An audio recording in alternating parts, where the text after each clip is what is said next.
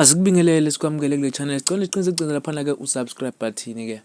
Ulungisani ke Mavundla ke uSimzoqolo nje intombi enhle kakhulu lapha ke umashudula ke usenxuseka inhlonipho lapha ke kubaholi kakhulukazi kumholi kwamabhinqa enake lapha ke umnomzane Ngizwe Mchunu kanye neke lapha ke ubhuti uphakela umthakathi ke lapho khona ke enxuse khona nje ukuthi bacela babe nenhlonipho noma kuthiwa ababoni ngasolinye nabantu abadala basebenzise leya ndawana ababesijwayeze yona ukuyisebenzisa ukuthi ke mekuthi khona la bengaboni khona abantu abadala ke babe khona ke nendlela ke yenhlonipho kube nendlela eyisisoka yokubeka izinto ukuze bezoba isifundo esihle kwiningizimu Afrika kumbe ke kunabafanana abancanyana abakhula uzokhumbula ukuthi ke uMavundla ke ukukhulisana uthanda kakhulu ke ukugxila kakhulu entweni zesintu nokukhulisa intsha nokufundisa intsha ngesiko ukukhumbula ukuthi nomdlalo lapha udlala khona lapha ke naye kumashudulu lapho khona ke kugquzela isiko lesintu ke lapho ke khona de behluke bekhombisa khona ukuthi intombi iqoma kanjani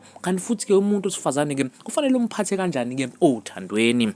Lokhu kukhulumeke kwivideo ka ayikhiphe lapha ke enkundleni yakhe yakhona lapha ke uFacebook eMavundla Media Experience. Sicela uthozele nansi ke video ke ekhishwena lapha ke ubhuti ke uMavundla lapho khona ke ekhalima khona ke lamaqhama abili ukungizwe Mchunu ke naye lapha ke uphakela umthakathi.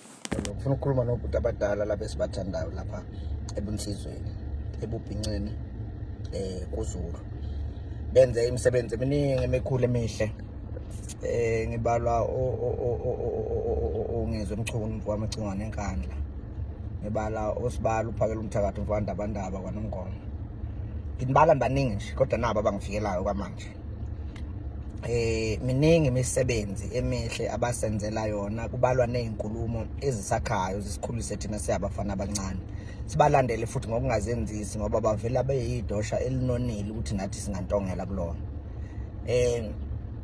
kodwa nansi into engifuna ukuyikhalima nje kinina abafowethu nabo bonke abanye futhi abenza ngendlela efanayo alikho iphutha ekuthenini ube iANC mawe iANC nathi sinamaqembu ethu ezepolitiki alikho iphutha ekuthenini ube iIFP makuthi iIFP iphutha ozolenza ukusebenzisa inhlonipho esikunikeza yona ebujongweni ukusiholela kwiqembu lakho lezepolitiki okuqali lokho okwesibili ubunsizwa thina sibazi ngenhlonipho kungakhathalekile ukuthi omunye umuntu ungaphesheya kwakho ngokombono noma ungakuwena ubunsizwa thina busikhumbuze uZulu namanoni akhe elinyeke lamanoni ileli lokuthi ngisho ngabe kuthiwa unamandla angakanani awunawo kodwa amandla ngaphezulu komuntu omdala kunawo 2 awunawo futhi amagama okumbiza ngendlela ekhombisa ukuthi usiyamehlisa kwisigaba sakhe seminyaka nina nisifundisa ukuthi umuntu omdala ngisho ngabe kuthiwa udakwe wagxoba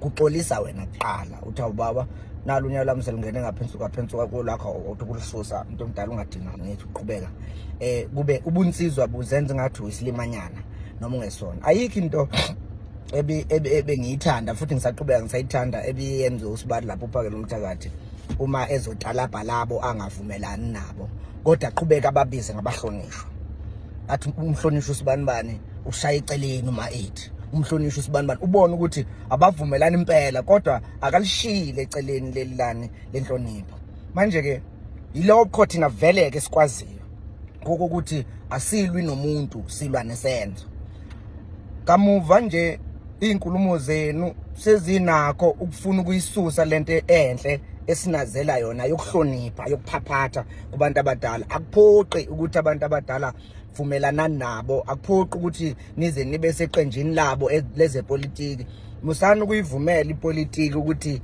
indayisise lenhlonipho thina esinayo nokuniwonga hayi ukuthi khona inzuzo enitholayo ngale politiki ngingangizwa kabi nami kunabantu abaningi abahlala bengisabisa lapha umuntu wangiphoxa Mavundla ngendlela ebenguthanda ngayo sengizophuma kwona ngithi hayibo awunanga umuntu nokwanhlonipho ke nothanda beyazi ngilubone bengithanda nje khona escreenini lapha angithi mina le nhlonipho yethu kukhona ukudla okuthile kubeka etafuleni kinina kodwa ngithi mina kunalesi sigaba ebese enginibeke kusona kuzina namhlanje engicela ningasisusi ngoba lesi sigaba ngisibeka nje ngedwa nginabo bonke labafana nabancane esinilandela nabo ngemuva esithi isibonelo kulento yokufuna ukunizwa kodwa uma uke waqala wakhuluma igama elilumelayo kumuntu omdala, angikhathali ukuthi uyabheda lo muntu noma akabhedi, wakhuluma nje igama elilumelayo uvusa izinto ezithi awu hey yageja kubhuti la, yabo.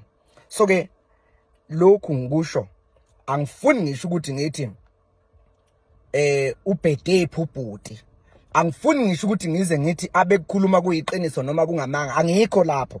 Nawe futhi bawukhomenta manje ungakhomenta ungangeza ukuthi ngithini. Mina ngikhuluma ngokususa inhlonipho kumuntu ongavumelani naye. Okokuthi ke benikhuluma ngani ukuthi sithini isihloko ileyo nto. Ngiyafisa bafowethu anive ningigqokisela kahle ubunsizwa. Ngalendlela ukuthi kwayithina siyesaba ukuyibiza ngeinsizwa uma sibuka nina. Ngenxa ukuthi ubunsizwa niphakamisile nabibeke esigabeni esikude ukuthi singafinyelela nanoma ubani. Nanoma sikhuluma amagama ethu sesiyawahlola ngoba sizama ukufuna ukufana nani ebunsizweni. Ningavumeli ipolitiki iningene ifike nisebenzise ngendlela enidayisisa lokho kuhle sinazela khona thina sibale. Thina mchungu. Lento ukuthi siyalala namhlanje siyanihlonipha ngendlela enikhuluma kahle ngayo nangendlela isikhumba senkabi yakithi enisiphethe nenisibambe kahle ngayo. Ayikho into engiyithanda njengokubona umculo ethithiza uma ekhuluma nomuntu omdala kuze kusho mina ngithi waye nje naku umfana wakithi kwaZulu esasikhula naye wayenza nje uma ehlangana nabantu abadala, kungakhathalekile ukuthi labo bantu abadala uyavumelana noma akavumelani nabo, uyathithiza mawumfana uhlangana nabantu abadala. Ngisho ngabantu abadakwe kanjani nina nisifundise lokho. Kamuva sekuyini enithatha amatshe nijikijela abantu abadala nibabize ngamagama. Angitsho ukuthi ngithini, angilona lolu hlobo lobantu abafuna udumo mina olungeze kungisebenzela ngalutho nje. Angiyena umuntu ofuna udumo olungayindawo mina. Futhi angizami nokuphakama ngani nokuthini, ngiyanihlonipha nje futhi kakhulu, futhi nani niyakwazi lokho ukuthi ngiyanihlonipha mina. Anginanzuzo ke futhi nasekunganihloniphini. So ke into engiyithi mina ngisacela abafowethu nisenzele yona. Sinifake eqoqweni leingqwele ezisimele kahle, ezikhuluma kamnandi, ezisifundisa inhlonipho yomuntu omdala.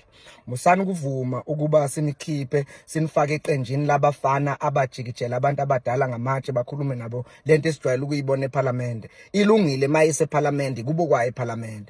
Kodwa tholani indlela yokuthi nikusho konke enifuna ukusho kunoma ubani including nabantu abadala. Kodwa ningayisusi lento yenhlonipho. Iyona mina eyenza nginihloniphe ngalendlela enginihlonipha ngayo. Uyayibona into engisho.